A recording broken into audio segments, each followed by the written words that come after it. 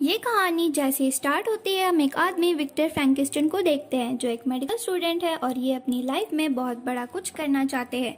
एक रात वो सर्कस जाते हैं जहाँ पर एक खूबसूरत लड़की अपनी परफॉर्मेंस दिखा रही होती है और इसी परफॉर्मेंस के दरमियान ये लड़की काफ़ी ऊंचाई से नीचे गिर जाती है, जिसकी वजह से इसे काफ़ी ज़्यादा चोट आ जाती है। यहीं पर हम इगोर को देखते हैं जिसको कुछ बैक प्रॉब्लम है और इसकी कमर झुकी हुई होती है और इसकी वजह से वो सही से चल नहीं पाता। ये इस लड़की को बहुत ही ज़्यादा पसंद करता है। गिरने की वजह से ये लड़की सांसें भी नहीं ले पा रही थी। इगोर समझ जाता है कि उसे क्या प्रॉब्लम है और उसे कैसे ठीक करना है। इगोर को ह्यूमन बॉडी स्ट्रक्चर की काफ़ी ज़्यादा नॉलेज होती है और इसे ये इसलिए होती है क्योंकि वो एक कुबड़ा इंसान था और उसकी कमर झुकी हुई थी और उसे ठीक करने के चक्कर में उसने काफ़ी ज़्यादा स्टडीज़ कर रखी थी। उसके पास डिग्री तो नहीं थी लेकिन वो किसी डॉक्टर से कम भी नहीं होता है। कुछ ही देर में वो उस लड़की की जान बचा लेता है और वो लड़की दोबारा से सांसें ले पाती है। विक्टर फ्रैंकिस्टन भी ये सब कुछ देख रहे होते हैं और काफ़ी हैरान होते हैं। वो इगोर के पास जाते हैं और उसे कहते हैं कि तुमने ये सब कुछ कैसे किया। वो बताता है कि मैंने बहुत सारी बुक्स पढ़ रखी है। विक्टर उसे कहता है कि तुम इस सर्कस में अपना वक्त ज़ाया मत करो, तुम मेरे साथ चलो, मैं तुम्हारी नई जिंदगी बना दूंगा। ये सब बातें वहाँ का रिंग मास्टर यानी वहाँ का मालिक भी सुन लेता है। उसको बहुत गुस्सा आ जाता है क्योंकि इगोर वहाँ से जाना चाहता है। वो एक पिंजरे में बंद कर देता है और उसको धमकी देता है कि अगर तुमने यहाँ से बाहर जाने की कोशिश भी करी तो मैं तुम्हें पुलिस के हवाले कर दूंगा। और वो कहता है कि तुम मेरे गुलाम हो और तुमने जितने भी ह्यूमन बॉडी की एजुकेशन हासिल करी है वो सब एक चोरी की बुक से करी है और पुलिस को ज़रा भी वक्त नहीं लगेगा तुम्हें पकड़ने में।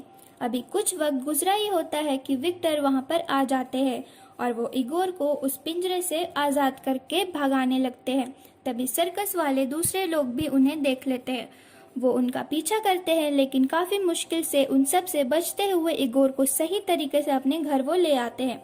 उसका वहां पर पहुंचते ही सबसे पहले वो विक्टर कुछ इंजेक्शंस और दवाइयाँ उसके कमर के अंदर इंसर्ट करते हैं ताकि उसके बॉडी में जो कमर के पास जितनी भी गंदगी मटेरियल थी वो बाहर आ सके और उसका बॉडी पोस्चर ठीक हो सके। और यहाँ पर इगोर ठीक भी हो जाता है और वो पहली दफा सही तरीके से खड़ा हो पाता है, यानी कि अब वो कोई कुबड़ा इंसान नहीं होता, वो सही से चल भी सकता है। दूसरी तरफ हम एक पुलिस ऑफिसर को देखते हैं जो एक लोकल कत्ल और इगोर के गायब होने की इन्वेस्टिगेशन कर रहा था। विक्टर इगोर को बताते हैं कि मैं एक एक्सपेरिमेंट कर रहा हूँ जिसका नाम है रिवर्सल ऑफ डेथ, जिस पर मुझे बहुत काम करना है। मैं मरे हुए जानवरों और इंसानों को जिंदा कर सकता हूँ लेकिन इसके लिए मुझे बहुत काम करना पड़ेगा और तुम मेरी हेल्प करोगे। यहाँ पर वो एक कंटेनर में इंसानों की आंखें भी दिखाते हैं जिसमें से जब वो करंट पास करते हैं तब वो आंखें मूव करने लगती है। लेकिन इगोर वो इतना स्मार्ट होता है कि यहाँ पर वो विक्टर की एक गलती को ठीक करता है। वो उसे बताता है कि तुमने आंखों की नर्व्स को सही तरीके से अटैच नहीं किया। तो वो विक्टर देखकर काफ़ी ज़्यादा खुश हो जाता है कि उसने उसकी गलती को ठीक करा है। उसे बहुत ज़्यादा इम्प्रेस भी हो जाता है। अब वो इगोर को अपना असिस्टेंट बना लेता है और कुछ वक्त गुजरने लगता है और वो यहाँ पर ये दोनों मरे हुए जानवरों के बॉडी पार्ट को जिंदा करने लगते हैं। ये दोनों डिफरेंट बॉडी पार्ट की मदद से एक जाइंट चिंपैंजी बनाना चाहते हैं जो कि एक मॉन्स्टर से कम नहीं होगा। ये साइंस को एक नेक्स्ट लेवल पर ले जाना चाहते थे। काम खत्म करने के बाद विक्टर और इगोर एक पार्टी में जाते हैं जहाँ पर इगोर उसी लड़की से मिलता है। वो लड़की उसे पहचान तो नहीं पाती लेकिन इगोर उससे उतना ही मोहब्बत करता है। यहाँ पर विक्टर उनको उसी लड़की से दूर रहने को कहते हैं।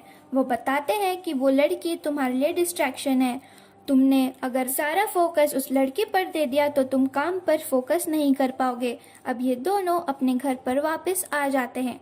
यहाँ पर हम पहली दफा उस मॉन्स्टर चिंपैंजी को देखते हैं जो कि एक इलेक्ट्रिक वायर से जकड़ा हुआ होता है। अब इलेक्ट्रिसिटी गुजारने का टाइम है। इस मरे हुए चिंपैंजी से इलेक्ट्रिसिटी गुजारी जाती है जिससे कि वो फिर से जिंदा हो सके। इगोर काफी कंफ्यूज हो रहा होता है लेकिन उसकी कंफ्यूजन यहाँ पे दूर हो जाती है जब मरे हुए चिंपैंजी मूव करने लगता है। यानी कि इनका एक्सपेरिमेंट कामयाब हो जाता है। अगले ही दिन विक्टर अपने एक्सपेरिमेंट को प्रूव करने के लिए यूनिवर्सिटी के लिए जाता है। वहाँ पर थोड़ी सी मुश्किल तो आती है जब वो चिंपैंजी जिंदा होता है। वो इधर उधर अटैक करने लगता है, लोगों को नुकसान पहुंचाने लगता है, जिसको देखते हुए विक्टर अपने ही बनाए हुए चिंपैंजी को मार देता है और फिर विक्टर को उसकी यूनिवर्सिटी से निकाल दिया जाता है क्योंकि उसने अनकन्वेंशियल मेथड्स को इस्तेमाल किया था। और वहीं पर उनके कुछ क्लासमेट्स भी होते हैं जो बहुत अमीर होते हैं, काफ़ी रिच होते हैं। वो विक्टर को कहते हैं कि हम तुम्हें फंडिंग देंगे तो तुम इन एक्सपेरिमेंट्स को कंटिन्यू रखो, और ये भी कहते हैं कि तुम हमारे लिए आर्टिफिशियल क्रीचर्स बनाओगे, जो कुछ ऐसे क्रीचर्स होंगे जिसे हम अपने मुताबिक क्रिएट कर सके और वो हमारे मुख्तलिफ कामों में हेल्प कर सके। उसके अलावा काफ़ी पैसे भी ऑफर करते हैं। और यहाँ पर हम इगोर को देखते हैं और वो नहीं चाहता कि वो उन लोगों के साथ काम करे। यहाँ पर विक्टर इगोर को नज़रअंदाज कर देता है, यानी कि इग्नोर कर देता है। रिच क्लासमेट्स के ऑफर को एक्सेप्ट कर लेता है और इगोर भी उसकी हाँ में हाँ मिला लेता है क्योंकि विक्टर ने उसको नई जिंदगी दी थी, उसकी कमर ठीक करी थी और उसको जान भी बचाई थी। विक्टर ने इगोर पर काफी एहसान किया होता है, जिसकी वजह से इगोर को विक्टर का साथ देना पड़ता है। अगले ही दिन वही पुलिस विक्टर के घर आते हैं ताकि वो इस केस की जांच कर सके। उन्हें ये भी पता चल गया था कि यूनिवर्सिटी में चिंपैंजी को जिंदा करने की कोशिश की गई थी, लेकिन इस पुलिस ऑफिसर के पास घर चेक करने की कोई वारंट नहीं थी, तो विक्टर उन्हें अपना घर चेक करने नहीं देता और वो वहाँ से मायूस होकर वापस चले जाते हैं। यहाँ पर इगोर उस सर्कस वाली लड़की से मिलने जाता है जिसको वो प्यार करता है। वो लड़की इगोर को समझाती है कि तुम विक्टर को मना करो कि वो ऐसा एक्सपेरिमेंट ना करे, वरना वो फिर से कोई मॉन्स्टर बना देगा। वे दोनों बहुत ही ज़्यादा टाइम स्पेंड करते हैं और वहाँ से जब इगोर वापस घर आता है तो वो देखता है कि वो पुलिस वाले और उसके कुछ साथी उसके घर का दरवाज़ा तोड़ने की कोशिश कर रहे थे।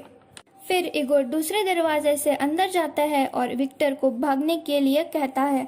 उसे बताता है कि तुम्हारे इन्वेस्टर, तुम्हारे क्लासमेट्स ने हमारे भागने के लिए इंतज़ाम कर दिया है, लेकिन विक्टर वहाँ से नहीं भागता और वो सारी मशीनरी को तोड़ने लगता है ताकि वो मशीनरी किसी दूसरे के हाथ में ना आए। थोड़ी ही देर में वो पुलिस वाला अंदर आ जाता है। वो उनको गन दिखाकर रोकने की कोशिश भी करता है, लेकिन वो नहीं रुकते।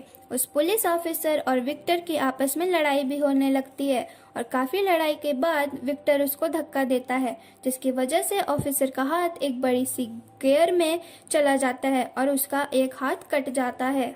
अब पुलिस वाले का एक हाथ नहीं होता और वहीं दूसरी तरफ ये दोनों एक कैरियर में, यानी कि घोड़े वाली बग्गी में बैठकर अपनी उसी दोस्त के पास चले जाते हैं, यानी कि जिसने प्रोजेक्ट का फंड किया था।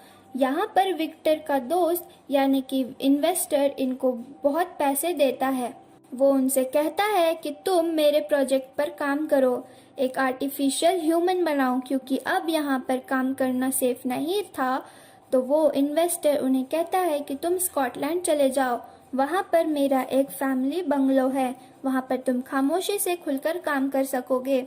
यहाँ पर इगोर फिर से उसे कहता है कि तुम इन चक्करों में ना पड़ो। विक्टर उनकी बात बिल्कुल नहीं सुनता और स्कॉटलैंड के लिए चला जाता है ताकि वो अपने एक्सपेरिमेंट में काम कर सके। जैसे ही वो चला जाता है, रिच इन्वेस्टर इगोर के पास आते हैं और कहते हैं कि जैसे ही एक्सपेरिमेंट कंप्लीट होगा वो विक्टर को मार देगा और उसे बनाए हुए आर्टिफिशियल ह्यूमन को एक वेपन की तरह इस्तेमाल करेगा। क्योंकि वो आर्टिफिशियल होगा तो ना ही उस पर गोली असर करेगी, ना ही मार पाएगा कोई उसे, और वो मेरे हुक्म पर चलेगा। ये सब बताते ही इगोर को हाथ पैर बांधकर पानी में फेंक दिया जाता है, लेकिन काफ़ी मुश्किल से इगोर अपनी जान बचाते हुए वो रस्सी खोलकर वहाँ से बाहर निकल आता है। वो उसी सर्कस वाली लड़की के पास जाता है और उसे कहता है कि विक्टर की जान खतरे में है। हमें उसकी जान बचानी होगी। और ये दोनों मिलकर स्कॉटलैंड चले जाते हैं ताकि विक्टर को बताया जा सके कि उनकी जान खतरे में है। और यहाँ पर पहुँचते ही वो सब कुछ विक्टर को बताते हैं कि तुम्हारे साथ खेला जा रहा है और तुम्हारी जान को खतरा है। लेकिन ये सब जानने के बाद भी विक्टर इस एक्सपेरिमेंट को जारी रखता है, क्योंकि वो एक सीक्रेट बताता है कि बहुत साल पहले एक तूफान आया था जहाँ पर मेरे बड़े भाई की मौत हुई थी, और इस मौत का जिम्मेदार वो खुद को मानता था। और इसी एक्सपेरिमेंट के थ्रू वो अपने बड़े भाई को जिंदा करना चाहता था। और कुछ देर में वो इन्वेस्टर और पुलिस ऑफिसर वहाँ पे पहुँच जाते हैं जहाँ विक्टर अपना एक्सपेरिमेंट कर रहा होता है। एक्सपेरिमेंट के दौरान वहाँ बहुत ज़्यादा बिजली इकट्ठी हो जाती है, जिसकी वजह से हर तरफ तबाही मचने लगती है, हर चीज़ तबाह होने लगती है और विक्टर की मशीन भी ब्लास्ट हो जाती है। और ब्लास्ट की वजह से इन्वेस्टर वहीं पे मर जाता है और पुलिस ऑफिसर कहता है कि इन सब तबाही के जिम्मेदार तुम हो, तुम्हारी वजह से ये सब कुछ हो रहा है। इसी बातचीत के दौरान विक्टर के द्वारा बनाया गया वो मॉन्स्टर अपनी जगह से मूव करने लगता है। विक्टर खुश होता है और वो सोचता है कि उसका एक्सपेरिमेंट कामयाब हो रहा है। विक्टर उस मॉन्स्टर से बात करने की कोशिश करता है, लेकिन वो मॉन्स्टर कुछ भी नहीं बोलता और अपनी जगह पर खड़ा रहता है। लेकिन वो पुलिस ऑफिसर काफ़ी ज़्यादा डर जाता है, क्योंकि वो मॉन्स्टर काफ़ी ज़्यादा खतरनाक लग रहा होता है।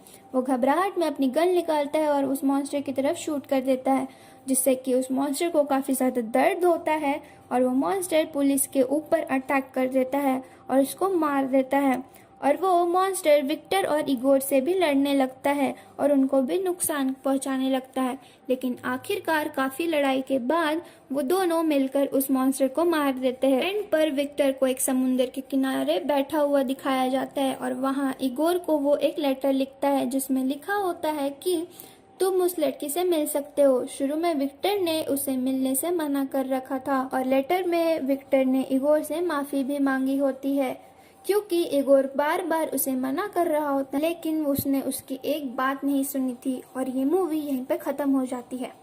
और अगर आपको हमारी वीडियो पसंद आई हो तो हमारे वीडियो को एक लाइक कर दीजिएगा और हमारे चैनल को भी सब्सक्राइब कर लीजिएगा, और हो सके तो उस बेल आइकन को भी प्रेस कर लीजिए ताकि जब भी हम ये वीडियोस अपलोड करें आप उसे देख पाओ। Thank you.